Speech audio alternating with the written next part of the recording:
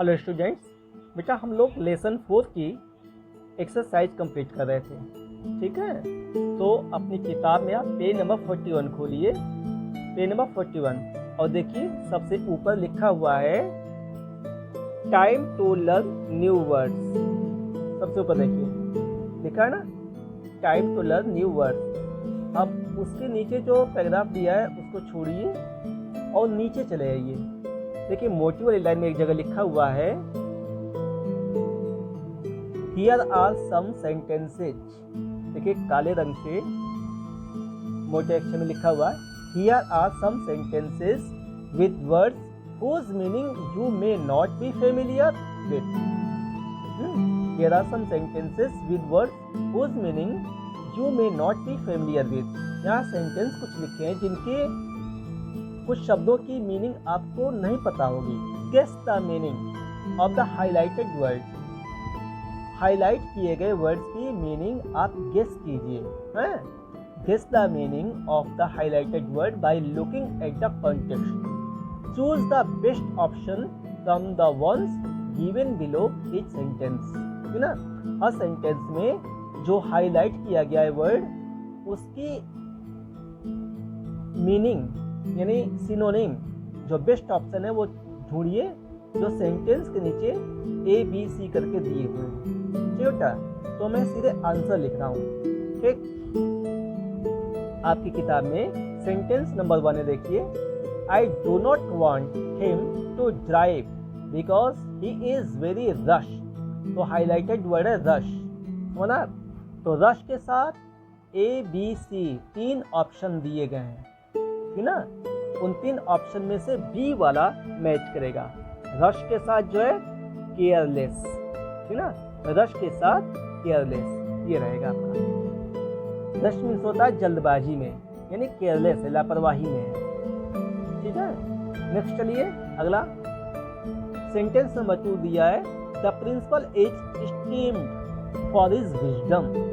Steamed highlighted है, जो word highlighted है वो है स्टीम्ड।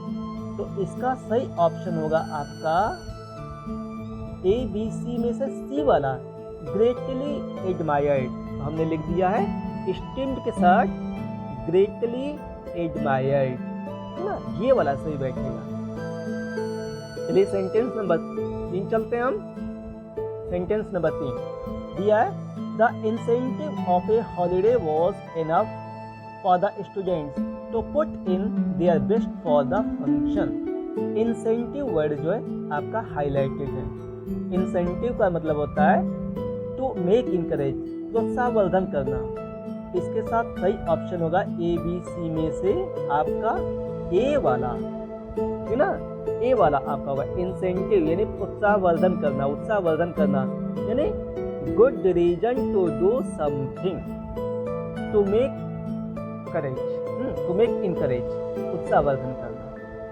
ठीक है, इसके बाद चौथा सेंटेंस चलिए my friends help in convincing for support when I stood for the school elections. देखिए My friends helped in convincing for support when I stood for the school election। तो हाईलाइटेड वर्ड आपका convincing है।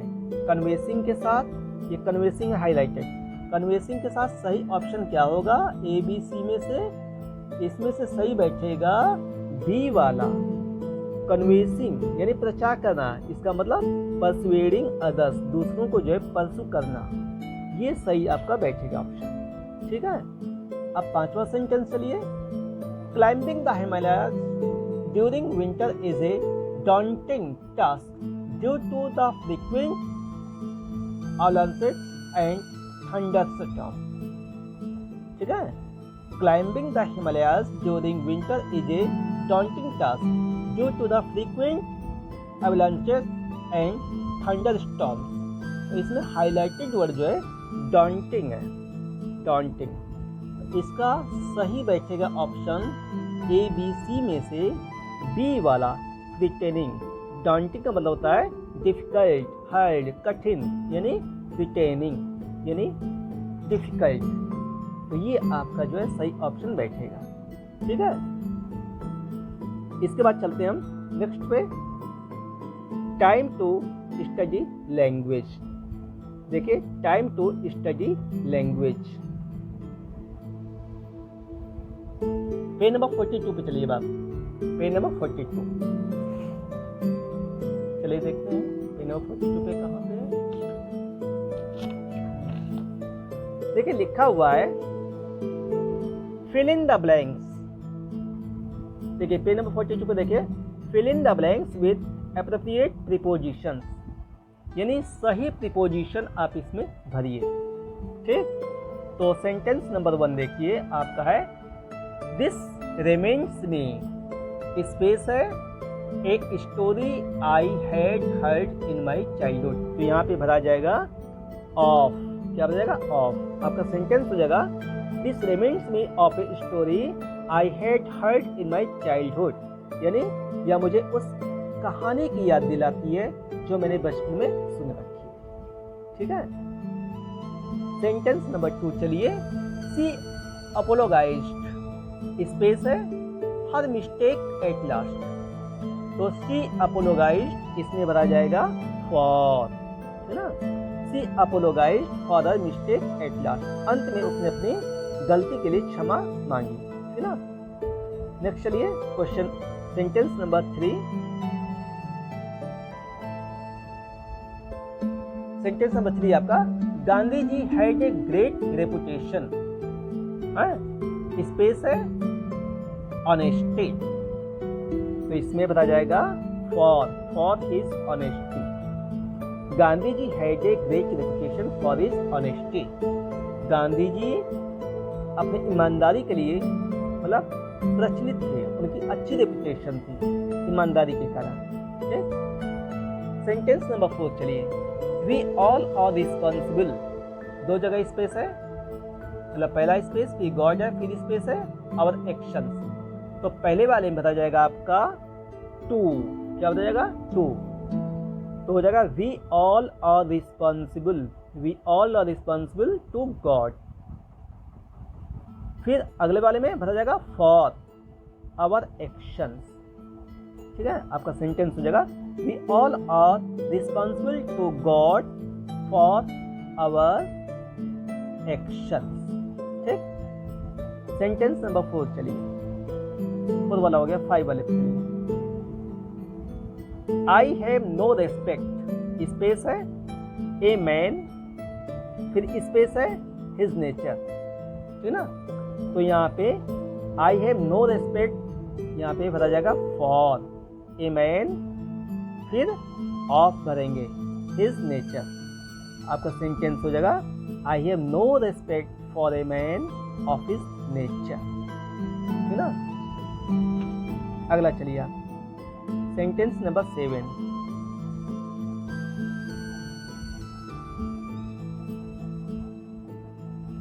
आई am quite satisfied, I am quite satisfied, space है my marks, तो यहाँ भरेंगे with, हो जाएगा I am quite satisfied with my marks, मैं अपने नंबर से पूरी तरह से मैं अपने नंबरों से मार्क्स से पूरी तरह से सेटिस्फाइड हूँ, संतुष्ट हूँ। ठीक है, चलिए sentence number 8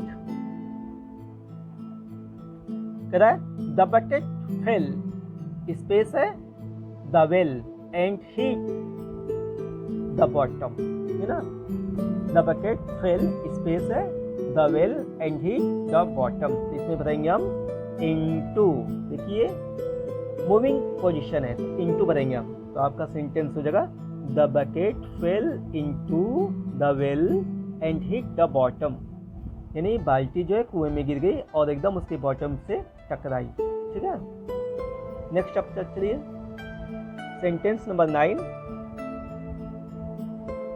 he is searching, है ना, ही इज सर्चिंग, स्पेस है हिज लॉस्ट कैट, तो यहाँ भरेंगे हम फॉर, हो जाएगा sentence he is searching for his lost cat, वो अपनी खोई बिल्ली की तलाश कर रहा है। ठीक, सेंटेंस नंबर 10 चलिए आप, आई एम टायर्ड, स्पेस है डूइंग नथिंग, तो यहाँ भरेंगे हम of, I am tired of doing nothing, कुछ भी ना करके मैं थक गया हूँ, कुछ काम ना करने कर मैं थक गया हूँ। ठीक है, तो ये रहे आपके सेंटेंस। बेटा आप इन्हें अपनी कॉपी में लिख लीजिएगा और आप किताब से जो है वो पेन ऑफ 41 वाला सेंटेंस पूरा पूरा लिखेंगे, उसके बाद तब आप लिखेंगे। अच्छा, मैंने केवल आंसर लिखा, सेंटेंस पूरा पूरा आप लिखेंगे किताब से देख करके 41 पे। ठीक, तो ये आप अपनी कॉपी में कंप्लीट कर लीजिएगा। That's all, thank you.